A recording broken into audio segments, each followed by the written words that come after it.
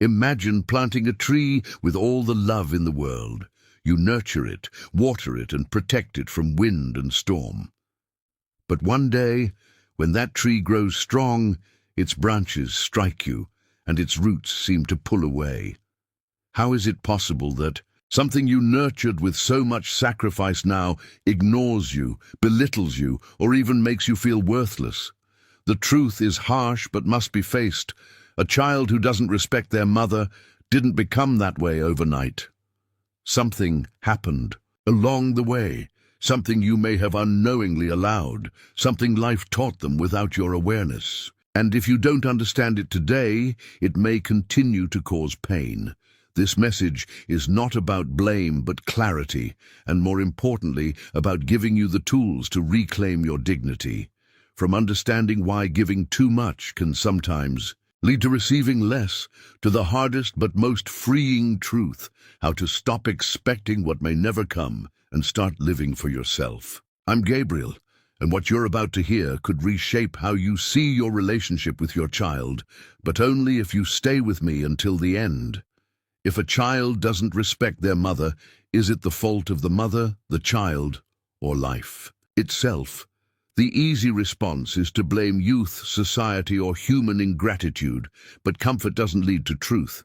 Respect is not a right that comes automatically. It is cultivated, or it is lost. And often, it fades in ways we don't notice, in small gestures, in silent moments where boundaries should have been, in sacrifices made out of love that quietly pave the road to indifference. We are not born knowing how to be parents. Motherhood is a battlefield where every choice carries consequences that only become clear over time. And one day, when you expect to harvest the gratitude and respect you thought you planted, you're met with a child who no longer listens, who speaks to you with distance, or worse, who ignores you as if you were invisible. Then comes the painful question: when was the respect lost? Like an old house that once stood strong and proud, time wears it down. The roof leaks, the wood weakens, and cracks form in the walls. At first, they are barely noticeable, but one day the whole structure trembles and collapses.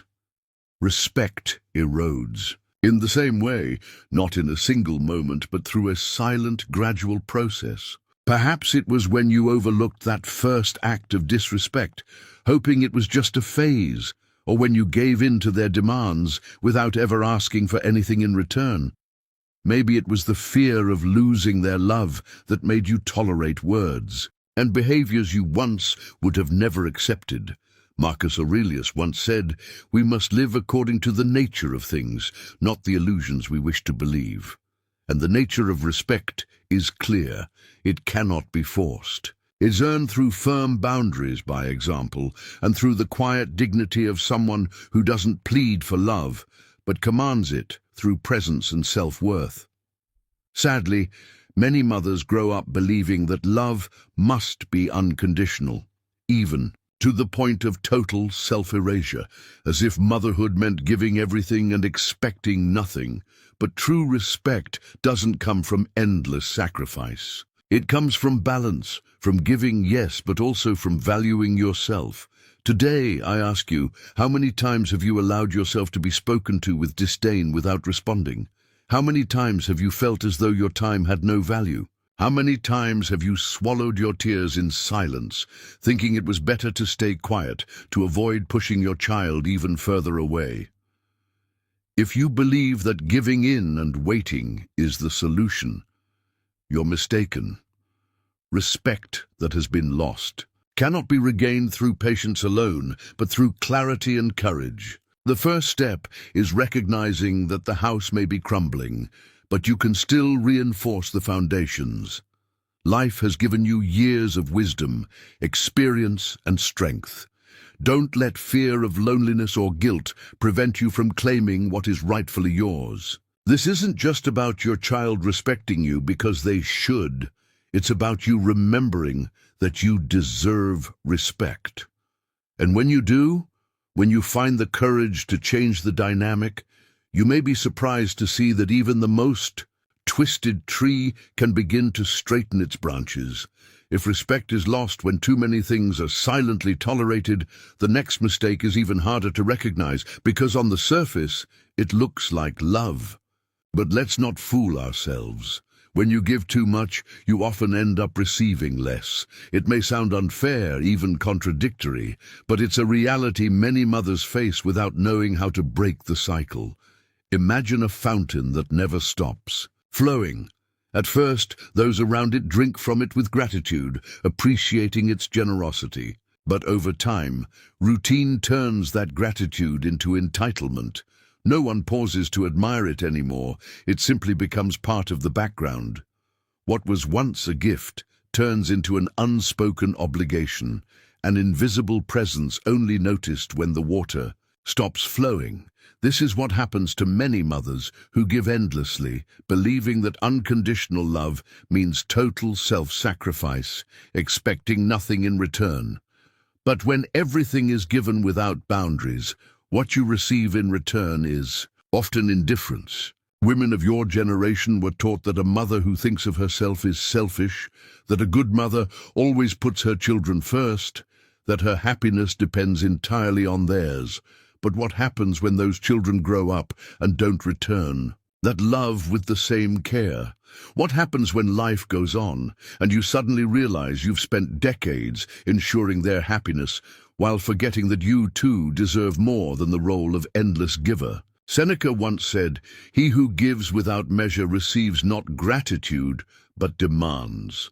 And that is the truth. When you teach someone to receive without effort, without responsibility, and without reciprocity, you stop being seen as someone worthy of appreciation. You become part of their emotional furniture, not because you chose it, but because that's human nature. What comes easily becomes invisible. What is constant stops being valued. What's guaranteed becomes an assumed right. And so, what began as an act of pure love slowly turns into a weakness, a rope your child learns to pull when they need something, but forgets when it's no longer useful. How many times have you said yes when you truly wanted to say no? How often have you put your child's well-being above your own, even when you knew it wasn't fair to yourself? Perhaps you believed that, in time, all your effort would earn respect and gratitude. But now, the truth is clear. Instead of love, you're met with indifference. Instead of recognition, you face demands. Instead of meaningful companionship, you receive hurried visits filled with empty conversations. And here comes the most difficult Stoic truth. You can't control how others see you, but you can control how you give of yourself. This doesn't mean you stop loving your child or close your heart. It means restoring balance. Real, healthy. Love isn't about giving until you're drained. It's about giving with awareness, with self-respect, and with the understanding that you matter too. Imagine this. If one day you became less available, if you set boundaries, if you placed your well-being first, how would the dynamic shift? At first, there might be confusion, even anger, because no one adjusts easily to losing what they once took for granted. But eventually, that shift could spark something deeper. The realization that their mother is not an endless resource, but a person, with needs, dreams, and a life of her own. The question is, do you dare? Do you dare to stop giving to the point of disappearing? Do you dare to show that your love, while deep, is also worthy of respect? Because the only way to change this story is to stop writing it with the same old ink. If you keep waiting for respect and gratitude to arrive on their own, you may wait a lifetime. But the real danger in overgiving isn't just their indifference. It's what begins to grow silently inside you. Guilt. And this is where everything starts to shift. Guilt doesn't just make you vulnerable. It keeps you trapped in an endless cycle of sacrifice and disappointment. Since becoming a mother, guilt has lingered for not doing more, not being perfect, for decisions you question in hindsight. But you must understand this. When guilt stops being useful, it becomes a tool of manipulation. It doesn't matter If you're the one feeding it, or if your child, perhaps unconsciously, uses it to keep you in the role of constant emotional provider. A mother who is ruled by guilt rarely sets boundaries, rarely demands respect, and often forgets her worth. And that's when children, even unknowingly, begin to push those limits, because they learn there are no consequences. Statements like, "You were never there enough," or "You made bad decisions," become emotional daggers that make you shrink, second-guess yourself, and keep giving in the hope that someday things will balance out. But that day never arrives, because guilt cannot fix the past, and it cannot build respect in the present. Stoicism teaches that we cannot change what has already happened. We can only choose how we respond now. As Marcus Aurelius once said, "Waste no more time arguing about what a good person should be. Be one." The same is true here. Stop exhausting yourself justifying what you did or didn't do, and begin living with the quiet confidence that you did the best you could with what you knew at the time. You can't rewrite the past, but you can choose how you allow yourself to be treated today. Today, if you feel that guilt has weakened you, there is something you can do starting now. Every time your child or your own mind reminds you of what you didn't do right, respond with a single question. What now? Not what if. Not what should. I have done, but what do I do with this now? And the answer will be clear. Stop waiting for validation. Stop apologizing for every decision, and start moving forward with the certainty that you no longer need to keep paying for mistakes that only life itself could have taught you. Now I want you to tell me in the comments where you're watching from, and write the phrase, "I owe nothing to the past." Because by this point in the video, you already know that guilt can no longer rule your life. And there are still deeper lessons to come, including the final one, which will be the hardest but also the most liberating.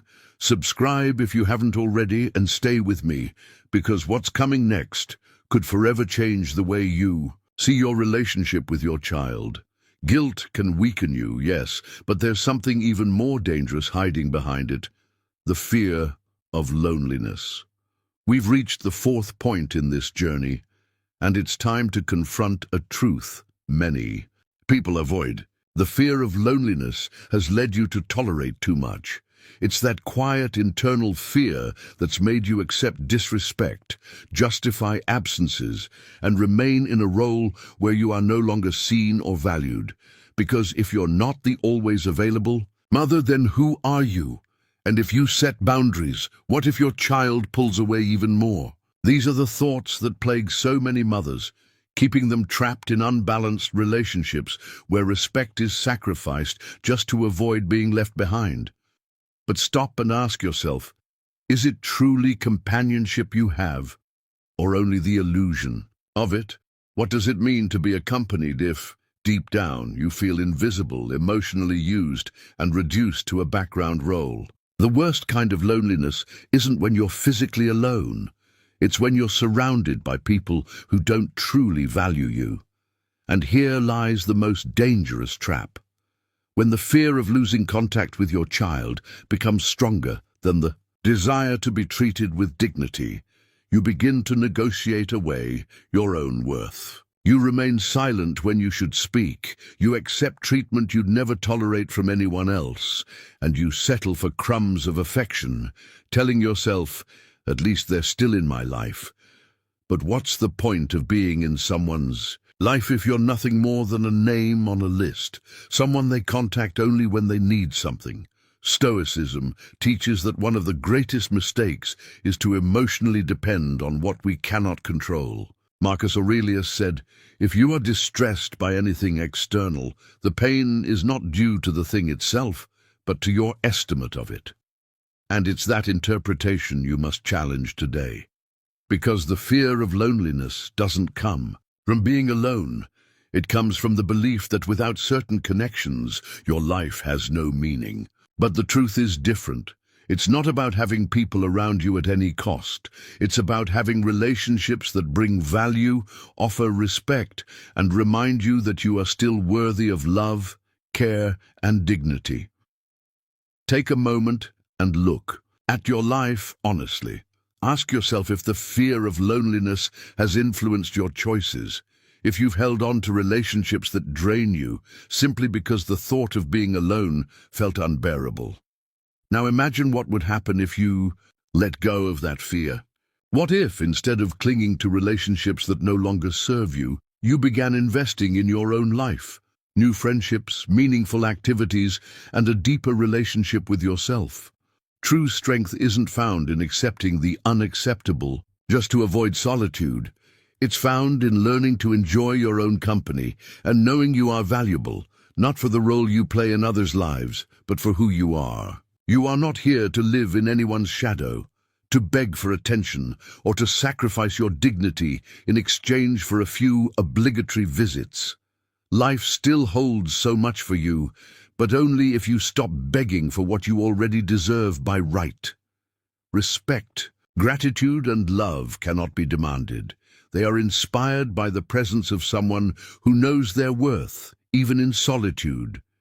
If the fear of loneliness has made you accept too much, the next truth is even deeper.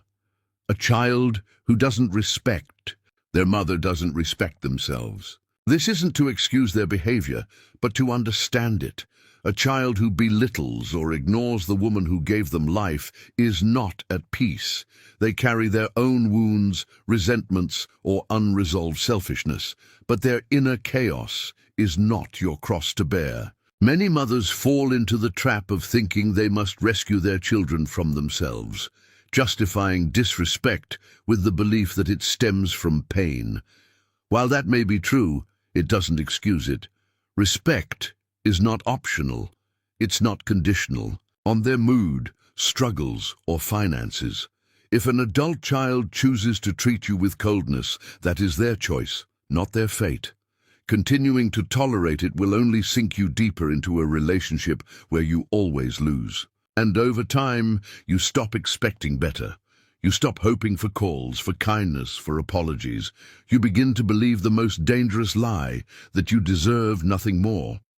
But this is where you must pause and ask yourself a vital question. What kind of example am I setting?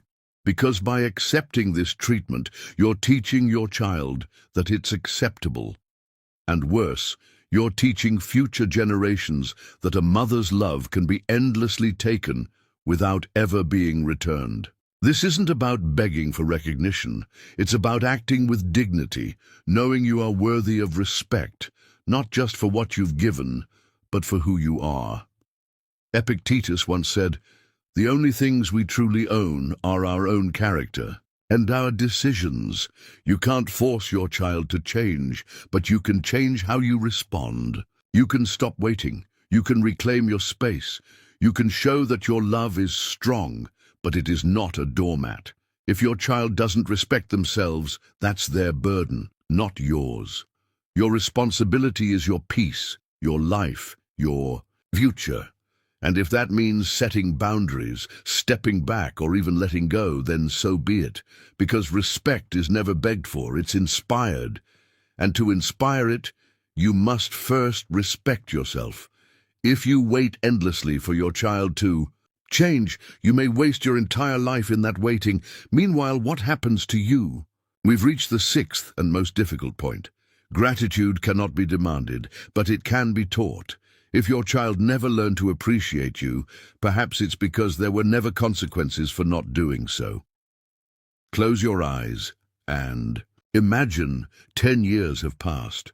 You're sitting in the same chair in the same house with the same thoughts. Your child still treats you like a burden, and you're still waiting. But that moment of realization, of remorse, never comes. Because people don't change out of comfort.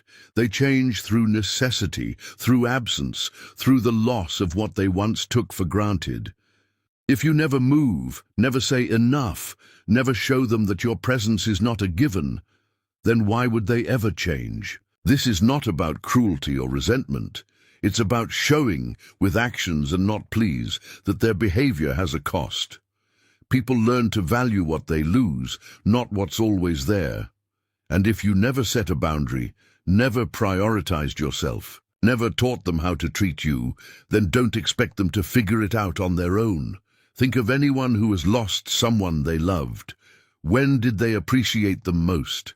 Not when they were constantly available, but when they were gone. Many don't recognize love's weight until it's no longer within reach. So yes, it will be uncomfortable. It will be painful. It may feel unnatural, but sometimes silence is the loudest teacher. The real question is, do you have the courage to do it? Because to reclaim your dignity, you must first learn to tolerate the silence, the emptiness that change leaves behind, the discomfort of doing what you've never dared to do. Most mothers never reach this point, not because they don't want to, but because fear holds them back. They choose the familiarity of an unbalanced relationship over the uncertainty of taking a new step. But that fear is only temporary. The regret of doing nothing, however, can last a lifetime. Gratitude cannot be begged for. It is cultivated through absence, through example, and through the quiet firmness of someone who shows that love does not mean enduring everything. The great Stoic lesson here is this: you cannot force anyone to value what they have, but you can decide how much longer you will continue sacrificing your peace for nothing. And that decision is yours alone. If you've made it this far, it's because something deep inside you knows you can't keep living the same way. You've seen how the lack of boundaries has eroded respect, how the fear of loneliness has made you accept the unacceptable, how guilt has worked against you, and how gratitude can only be awakened, never demanded. Now we reach the seventh and final point of this journey, and it's the hardest of all: to stop waiting for something that may never come and finally reclaim yourself. How many more years will you sit in that chair, waiting for a change that never arrives? How many more times will you excuse your child's indifference with reasons like they're just busy, or that's just how life is now, or maybe someday they'll understand? How many more mornings will you wake up with the quiet ache that something is missing, something broke, and you don't know if it can ever be fixed? The truth no one wants to admit is this: not all children change, not all grow, not all mature. In time, and if you keep hinging your peace on the hope that one day they'll wake up and offer the love you deserve, you may end your life trapped in that endless waiting. It's time to make peace with the possibility that recognition may never come. It's time to stop tying your happiness to someone else's behavior. It's time to understand that your life still goes on, that you are not only a mother, not just a figure in the background of someone else's story. The biggest mistake so many mothers make is believing that if they stop waiting, they're giving up. But letting go is not giving up. Letting go means freeing yourself from the weight you've carried for too long. To stop waiting doesn't mean to stop loving. It means to stop depending. It doesn't mean slamming the door shut. It means no longer pounding on it, hoping someone will finally open it. Ask yourself honestly, if you knew for certain your child would never change, would never soften, would never come closer, what would you do with your life? How would you spend your time? Where would you place your energy? What would you finally do for yourself? That is the key, that is the only answer that matters. Marcus Aurelius wrote, "The happiness of your life depends upon the quality of your thoughts." If you keep focusing on what you lack, on what you're not receiving, you're sentencing yourself to a life of pain. But if you choose instead to focus on what you do have, on what you can still do, on the relationships that do nourish you, you'll have taken the most important step of all, choosing to live instead of waiting. And when you do that, when you stop placing your worth in someone else's hands, you'll discover something powerful. The respect you've been longing for may finally come, not because you asked for it, but because you embodied it. Because when a person stops begging, when they become whole within themselves, when they learn to enjoy their own company and claim what they deserve, the world begins to respond. The respect you were searching for will begin to arrive, not because you asked for it, but because you embodied it. Because when a person stops begging, when they become whole within themselves, when they learn to enjoy their own company and demand what they deserve, the world notices. And in that moment, perhaps your child will notice too. But by then, it won't matter as much, because you will have realized that the only person who truly needed to value you was yourself. If you understand that, then it's time to take the next step. We've reached the 8th point of this journey, where theory turns into action. Respect doesn't begin when you ask for it, when you wait patiently, or when you keep giving in. Hopes of being treated better. Respect begins when you set boundaries calmly, clearly, and unapologetically. Setting boundaries doesn't mean you stop loving. It means you start loving wisely. It's the difference between a mother who is present by choice and one who is present out of obligation. It means knowing that you are not required to answer every call, solve every problem, or offer yourself endlessly when what you receive in return is silence or indifference. It's knowing how to say no without guilt, without fear, and without explanation. It's understanding that if your child is upset because you're no longer overextending yourself, that's their problem, not yours. So ask yourself, when was the last time you said no without feeling bad? When was the last time you refused a request simply because you didn't want to? That's your challenge now. The next time your child acts as if your time or your energy is theirs by right, pause and ask, do I want to do this? Are they treating me with the respect I deserve? And if the answer is no, then simply don't do it. No drama, no anger, no guilt. Just affirm, I can't or I don't want to. At first you'll feel uncomfortable. They may react with frustration, guilt trips, or silence. But what happens afterward isn't the most important part. What matters is what happens inside you. The moment you realize the world didn't end because you said no, that you're still standing, still you will begin to awaken a powerful truth. You never needed to beg for love or approval. You needed only to respect yourself. Stoicism teaches us that we cannot control others, but we can always control our choices. So here's your choice now. Keep waiting for others to change, or start changing yourself. If you don't set boundaries today, tomorrow will look exactly the same. And if tomorrow stays the same, so will the next year, and the one after that, until your last day.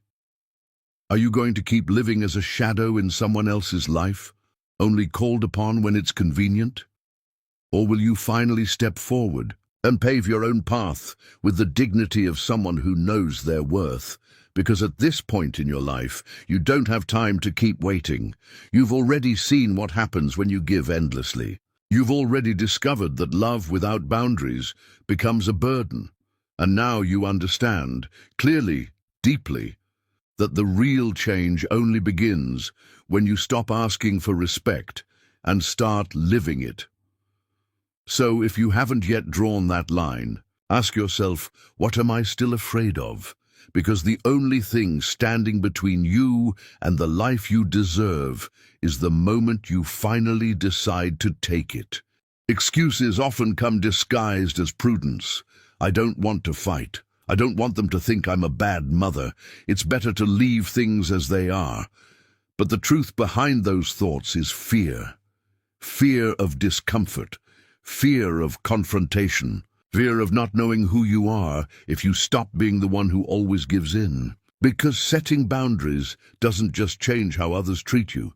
It changes how you see yourself. And that's terrifying, because it means you can no longer blame your child, fate, or society. It means everything, from this point forward, depends on you. But if you keep postponing that moment, waiting for a better time, it will never come. There is no perfect day to say enough. No sign from the heavens will arrive to tell you it's time to take your dignity back. The only thing that exists is the moment you decide you can't keep living this way. And if that moment isn't, now then when? Because every day you go without setting a boundary is another day you silently teach your child that it's okay to treat you this way. It's not their fault. It's the dynamic you've allowed. but that also means you can change it. If you decide today that you will no longer tolerate disrespect, no longer justify their neglect, no longer be available only when it suits them, something will break in the structure of that unbalanced relationship. Yes, there will be resistance, pushback, discomfort, even anger. But there will also be opportunity, the opportunity for your child, maybe for the first time in their life, to confront the consequences of their actions. Don't expect understanding or gratitude, not right away. Expect discomfort, but stay firm. Don't give in. Prove with actions, not pleading, that you are no longer the same. And in time, they may begin to see you differently. They may realize their mother is not an endless resource, but a person with dignity. And maybe, just maybe, they'll begin to respect you. But even if they don't, even if they drift further away, what matters most is that you will have reclaimed your life. Because the respect you need most isn't your child's, it's your own. And if you don't give that to yourself first, no one else ever will. If you've made it this far, you already know this isn't a comfortable conversation, but it's a necessary one. Living while waiting for respect from someone who never learned to give it is a kind of prison, and the only way out is a decision you must make. It doesn't matter how many times you've been told that a mother must endure everything, that love is unconditional sacrifice, that it's better to give in than risk the relationship. Those are chains disguised as advice. And every day you stay bound to them is another day wasted in a relationship where you are neither seen nor valued. But now you understand. Respect is not begged for. It is earned with the dignity of someone who knows their worth. And the only person who can start that change is you. Not everyone is ready to hear this. Some prefer to keep waiting, hoping things will change on their own. But you've made it to the end, and that means something inside you already knows. You can't keep living like this. You can't keep justifying, waiting, enduring. Your life cannot be reduced to what someone else decides to give you. And if you truly understand that, then say it out loud, or write it in the comments. My respect is not negotiable. This is not a space for easy comfort. It's a community of those ready to face the truth and act on it. I'm Gabriel.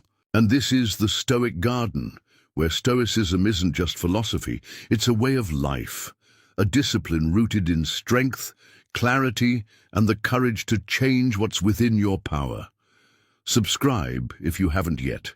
Share this with someone who needs to hear it today, because too many people are still trapped, waiting for a respect that may never come. Don't let this conversation stop here. There's more to learn, more to awaken, and more to become. Watch another video and continue walking this path of strength and transformation. Because in the end, the only person who decides how the rest of your life will be is you.